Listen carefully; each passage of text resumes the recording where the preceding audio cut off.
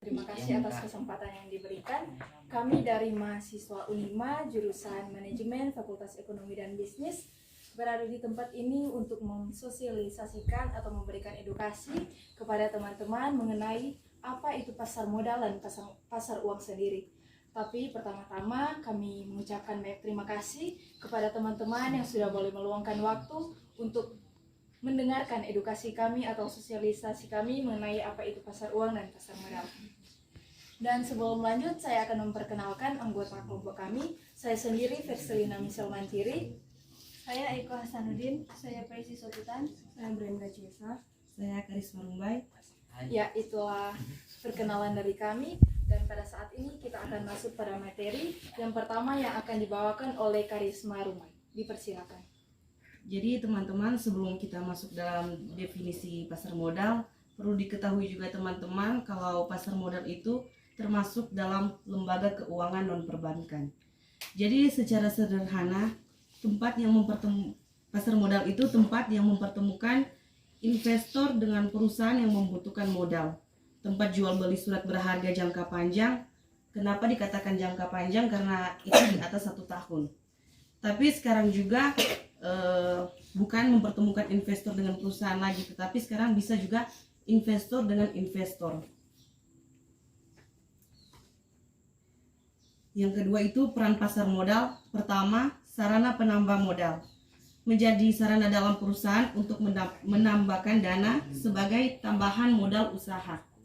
Kedua, sarana peningkatan produksi. Otomatis kalau ada yang mau menanamkan modal di suatu perusahaan, maka produksinya akan semakin meningkat. Yang ketiga, sarana pemerataan pendapatan. Sarana bagi masyarakat untuk menanam modal sehingga mereka mendapatkan bagi hasil dengan keuntungan perusahaan. Keempat, sarana pencipta lapangan pekerjaan. Kalau produksinya yang semakin meningkat, otomatis juga tenaga kerja yang dibutuhkan itu juga akan semakin banyak. Itulah yang menjadi sarana pencipta lapangan kerja. Yang kelima, sarana peningkatan pendapatan negara.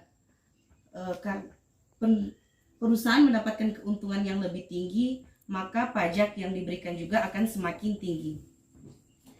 Yang terakhir, indikator perekonomian negara. Volume jual beli di pasar modal menjadi indikator perekonomian suatu negara. Jadi kalau DP volume naik, maka perekonomian juga akan naik. Kalau DP volume turun, maka perekonomian juga akan turun. Selanjutnya, pelaku pasar modal. Secara umum ada 4 pelaku pasar modal, yaitu yang pertama investor.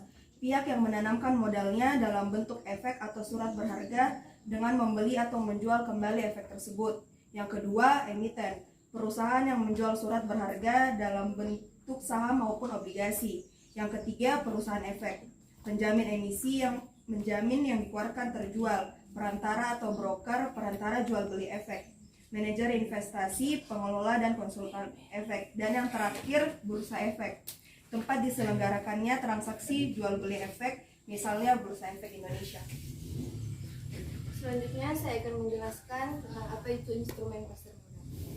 Instrumen pasar modal adalah keseluruhan surat berharga atau efek yang terdiri dari saham, obligasi, dan derivatif atau turunan dari saham dan atau obligasi.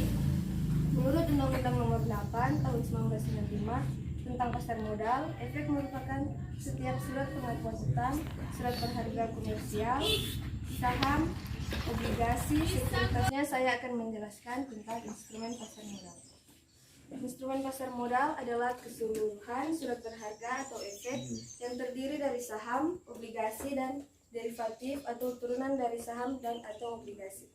Menurut Undang-Undang Nomor 8 Tahun 1995 tentang pasar modal, efek merupakan setiap surat pengakuan utang, surat berharga komersial, saham, obligasi, sekuritas kredit, tanda bukti utang, right, waran, opsi, atau derivatif dari efek, atau setiap instrumen yang ditetapkan sebagai efek.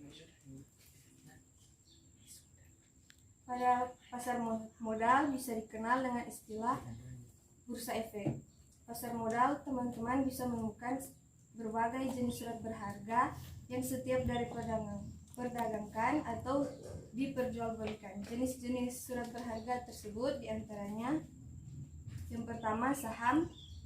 Saham merupakan surat pernyataan modal dalam suatu perusahaan. Keuntungannya yaitu dividen atau capital gain, risiko capital loss, dan bukan prioritas ganti rugi. Yang kedua, obligasi, yaitu surat sebagai tanda menjadi kreditur dari suatu perusahaan.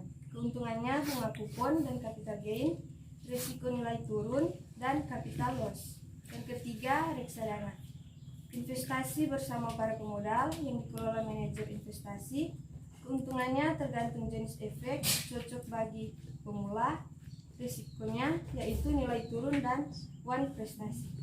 Yang keempat, waran, yaitu hak memegang saham untuk membeli saham baru pada harga tertentu. Yang kelima, strike, yaitu hak bagi pemegang saham lama untuk memperoleh saham terlebih dahulu. Dan yang terakhir adalah opsi, yaitu hak untuk membeli atau menjual efek pada harga dan waktu tertentu. Baik, saya akan memaparkan materi tentang definisi pasar uang. Pasar uang menjadi salah satu istilah yang sudah cukup familiar di dalam dunia keuangan. Pasar uang termasuk ke dalam salah satu instrumen jual beli dalam dunia investasi, dan pasar uang dapat diartikan juga sebagai tempat transaksi jual beli bagi investor. Pasar uang identik dengan dunia investasi karena sangat berhubungan dengan kegiatan perdagangan surat berharga. Maka dari itu, pengertian pasar uang dapat diartikan sebagai kegiatan perdagangan surat berharga. Untuk memenuhi permintaan dan penawaran dana, kegiatan di pasar uang dilakukan dalam jangka waktu pendek tanpa batasan tempat. Periode tempo pasar uang bersifat relatif, sebab tujuan utamanya untuk membantu orang yang memerlukan dana. Tak heran jika pasar uang juga disebut sebagai pasar kredit jangka pendek. Selanjutnya akan dibacakan oleh Michelle. Ya, selanjutnya kita masuk pada mekanisme pasar uang. Mekanisme yang pertama yaitu pasar uang sifatnya abstrak, tidak ada tempat khusus seperti halnya dengan pasar modal.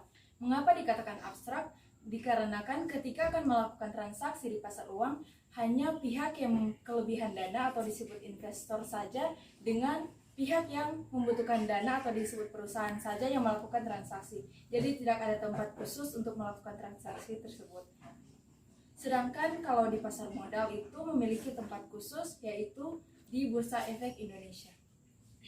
Dan mekanisme pasar uang yang kedua yaitu transaksi pasar uang dilakukan secara OTC atau over the counter market. Selanjutnya dilakukan oleh sejumlah partisipan melalui meja atau di living room masing-masing peserta. Dan selanjutnya kita masuk pada persamaan pasar uang dan pasar modal. Persamaan yang pertama yaitu sama-sama bagian dari pasar finansial atau pasar pendanaan, di mana bertemunya pihak yang kelebihan dana atau investor dengan pihak yang membutuhkan dana atau perusahaan. Dan persamaan yang kedua menjalankan fungsi yang sama, yaitu menjembatani pihak surplus dan defisit yang memiliki peluang investasi. Pihak surplus di sini dimaksudkan untuk investor, dan untuk defisit di sini yang dimaksud yaitu perusahaan. Dan persamaan yang terakhir yaitu produk pasar uang dan pasar modal relatif sama, yaitu surat berharga. Dan untuk pasar modal ini memiliki jangka waktu lebih dari 1 tahun atau investasi yang berjangka panjang. Sedangkan untuk pasar uang sendiri memiliki waktu jangka pendek atau kurang dari 1 tahun. Ya, demikianlah edukasi atau sosialisasi dari kami. Sekian dan terima kasih.